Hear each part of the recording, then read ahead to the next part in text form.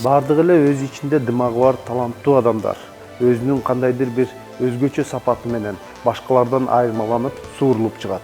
Биздин бүгүнкү каарманыбыздын да бетке айтуу, чындык үчүн күрөшүү анын башкы ураны болгондуктан ал 4-класста окуп жүргөндө эле райондук, облустук гезиттерге айылдагы ар кандай терс көрүнүштөрдү жазып ийет деп анын айылдаштары коркушкан.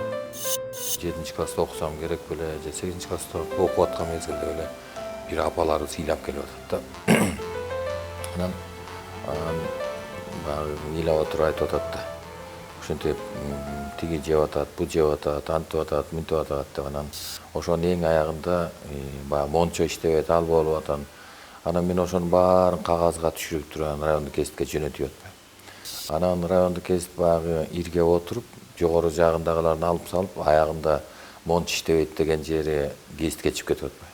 Ал болсо өзүбүздүн эле жеңелер болуп калат да.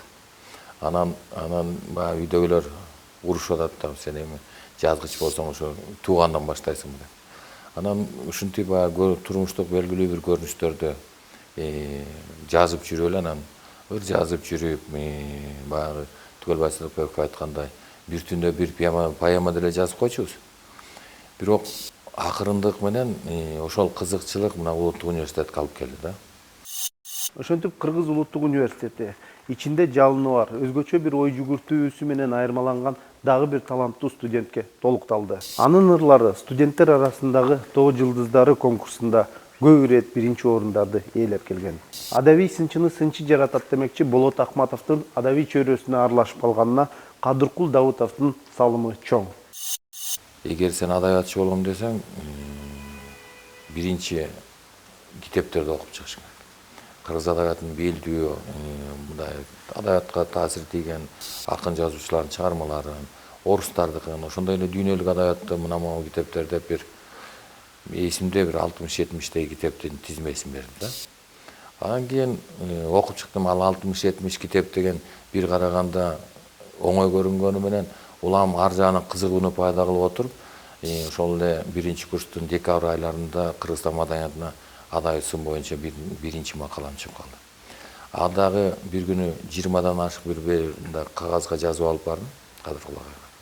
Барсам айтты, карап көр дагы тыштап кет деди. Анан тыштап кеттим. Анан 2-3 күндөн кийин бардым. Баягы эми жообун угайын жакшы сезимдер менен жүргөн чоң адабиятчымын деп, баягы орто мектепте кадыр баркың болсо, өзүңдүн ичиңде чоң бир дымак жашап атса, анан ошентип келгенден кийин эле карасам эле агай бир сүйлөмдү чийип коюптур.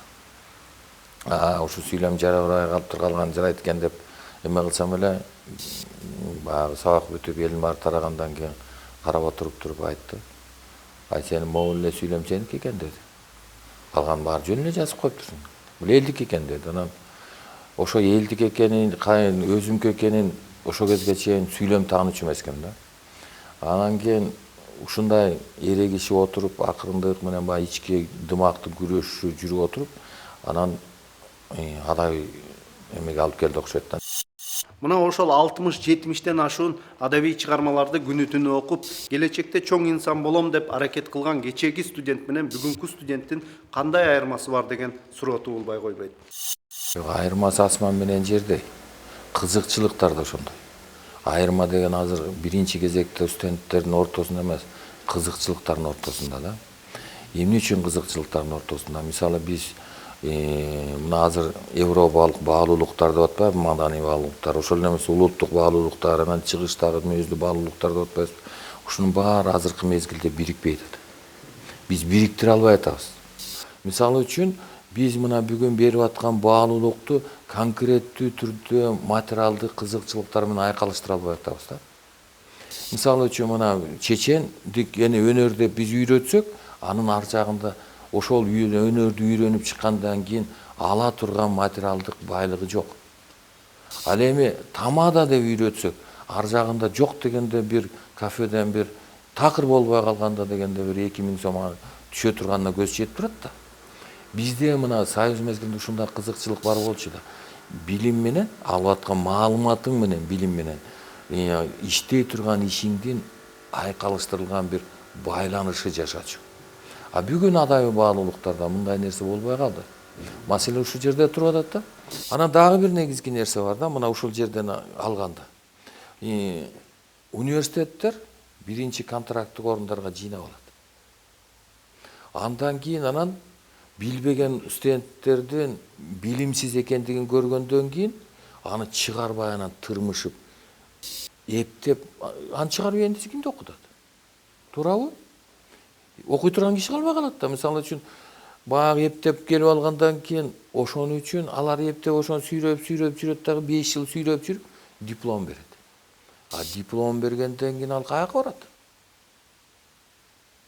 Мектепке барса иштей албайт. Мисалы үчүн юридикалык азыр баардык система жаңыланып кетти. Аяка барса да иштей албайт. Эмне кылыш керек? Тааныш издеш керек. Диплом жарабай калды да, туурабы? Даже кызыл диплом жарабай калды да. Анан эмне кылыш керек? Тааныш издеш керек. А тааныш деген мындай жөнөкөй эле, эгерде ал жоопкерчиликтүү адис болсо айтат, сен жарабайсың дейт да. Тааныш качан болот? Тааныш кимдир бирөөнүн акчага кызыкчылыгы болгон мезгилде пайда болот. Мунун өзү биздин окуу жай берген дипломдордун дээрлик канча проценти жараксыз экенин көрсөтөт. Көз караш, жеке амбиция же жөн гана жаңы өзгөрүүлөрдөн чоочулаган партократ союздун чиновниктери тарабынан каарманыбыз Болот Акматов көп ирет куугунтукка учураган. Алалы кандидаттык диссертациясын 15 жыл дегенде жактаган. Чындык эч кимге жакпайт. Бул туруулуу нерсе да. Эч кимге жакпайт. Менде бир жаман сапат бар. Балким ошо жанагы сынчылыктан улам учурунда студентте болуп, мектепте окуп жүрүп бетке айтканды үйрөнүп алгандыктанбы, мен оюма түшсө, эмнени туура десем, ошону туура деп далилдейм. Чындап келгенде мен бир кандидат болуш үчүн 3 кандидаттык иш жазгам. Мен ортодо мындай эле таштап коюп кетип калмакмын. Баягы Кыргызда бир курнамыз бар да. Агарылаш, бугарылаш жүрүп бир кетип калды деген сөз болбосун деп гана кой.